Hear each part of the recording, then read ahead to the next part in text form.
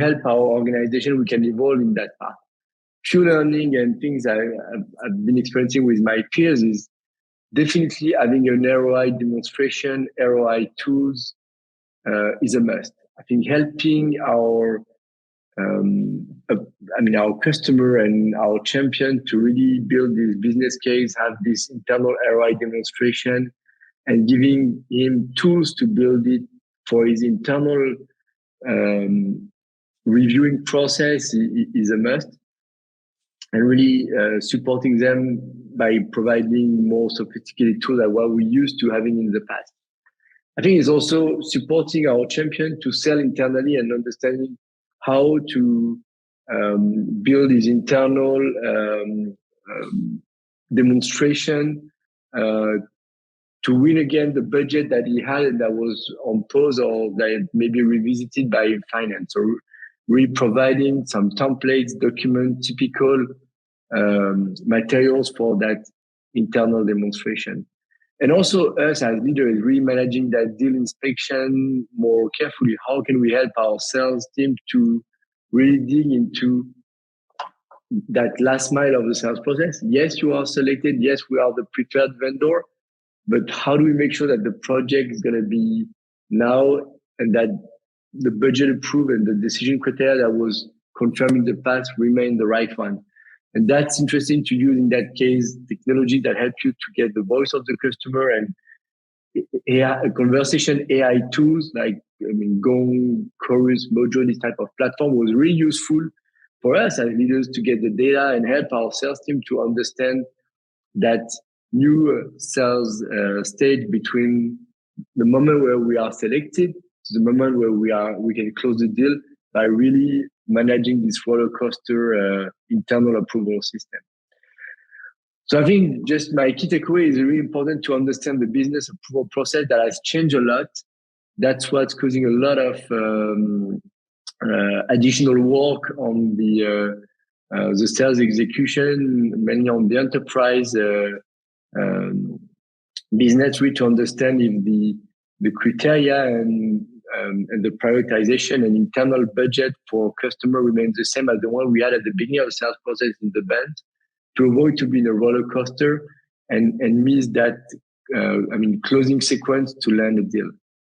I think that was my learning of that new roller coaster sales stage. I don't know if there is some questions. I hope that was an interesting session. Definitely. Thank you, Johan. Yeah.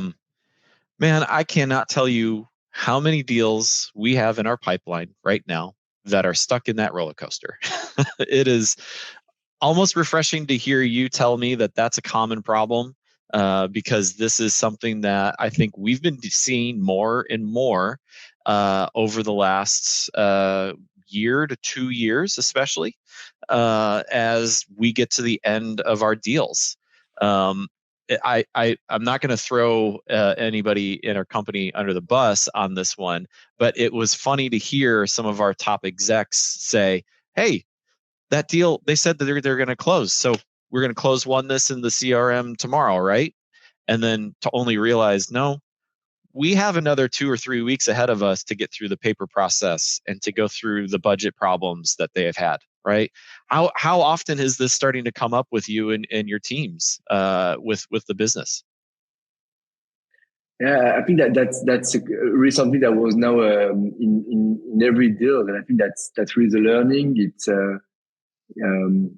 internal sales is much more complex for the buyer than it was in the past, and I think that's really what we need to understand is what's going to be the internal selling process to secure that approval. And I think that's all the coaching and the questioning and the deal inspection need to be on that space. And potentially doing the deal inspection with a champion is a new way to do it if you have created the right relationship to get the leadership understanding the situation. So I think your leader being exec sponsor on that type of deal could be a way to get them in front of that situation as well. Yeah, I mean, resetting expectations internally with your team is good, and understanding that we need to account for a few weeks potentially, hopefully less, but at the end of our deals, because there's a lot more scrutiny that goes into getting these over the finish line. And I think your champion comment is totally correct too.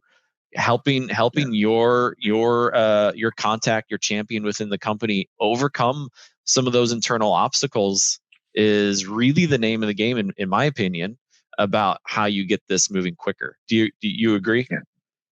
I completely agree. And I think for ops people also, probably changing the way the forecast is built by understanding that this last mile will take longer. So from a predictive model, you have to adapt your model. That's why we created a new sales stage on our side. And a lot of my peers were doing the same between the closing and the previous last stage before closing to manage the new sequence that need to happen at this stage, because there is so much competition now between the different projects that a company will approve internally, that you need to create this sales stage to manage the roller coaster situation and help your team to be successful. Yeah, completely, the point. I think you're right. I think it's just as much managing expectations with your buyer as in understanding that as is managing expectations internally with the team, and maybe helping the frontline sales rep who's in the mess of it understand this is okay. You're at that stage, right? There's a history now of us being in this stage for a few days or a few weeks, and let's just manage it, right? And let's get it to the next step.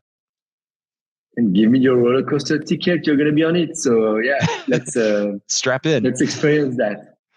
For sure. All right. Well, Johan, thank you so much for joining. I love this topic. Definitely something we're going to carry over to our teams, make sure that we're touching on.